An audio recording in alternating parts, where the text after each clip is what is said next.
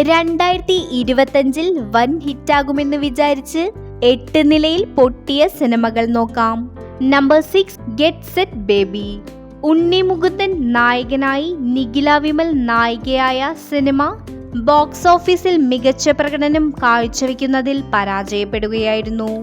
ഉണ്ണി മുകുന്ദന്റെ ജനപ്രീതി വർദ്ധിപ്പിച്ചിരുന്നുവെങ്കിലും ഒരു കോമഡി ചിത്രമായതിനാൽ ഈ സിനിമ പരാജയപ്പെടുകയായിരുന്നു. നമ്പർ 5 പൈങ്കിളി. ഒരു കോമഡി ചിത്രം തന്നെയാണ് പൈങ്കിളി. അനശ്വര രാജൻ നായികയായി എത്തുന്ന സിനിമയിൽ ആവേശത്തിലെ അമ്പാനായിരുന്നു നായകൻ. നല്ല അഭിനേതാക്കളുടെ നിര ഉണ്ടായിട്ട് പോലും ഈ സിനിമ പരാജയപ്പെടുകയായിരുന്നു. നമ്പർ 4 പരിവാർ. കുടുംബത്തിന് പ്രാധാന്യം നൽകുന്ന ഒരു സിനിമയാണ് പരിവാർ.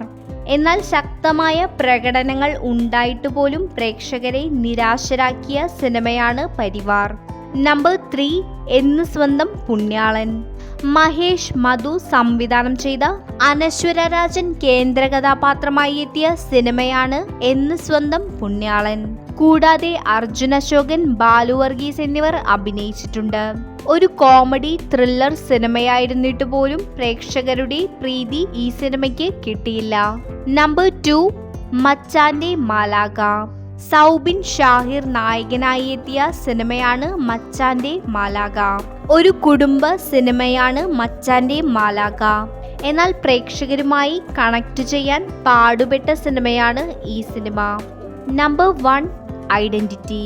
ടൊവിനോ തോമസും തൃഷ കൃഷ്ണനും അഭിനയിച്ച ഐഡന്റിറ്റി എന്ന സിനിമ ക്രൈം ത്രില്ലർ പശ്ചാത്തലവും താരനിരയും ഉണ്ടായിരുന്നിട്ട് പോലും പ്രേക്ഷകരുടെ ശ്രദ്ധ പിടിച്ചുപറ്റാൻ പരാജയപ്പെട്ട സിനിമയാണ്. പ്രവചനാതീതമായ ട്വിസ്റ്റുകളും വേഗതാ പ്രശ്നങ്ങളും കാരണമാണ് ഈ ചിത്രം പരാജയപ്പെട്ടതിൽ ഒരു കാരണം. ഇതുപോലുള്ള വീഡിയോസിനായി ചാനൽ സബ്സ്ക്രൈബ് ചെയ്യൂ.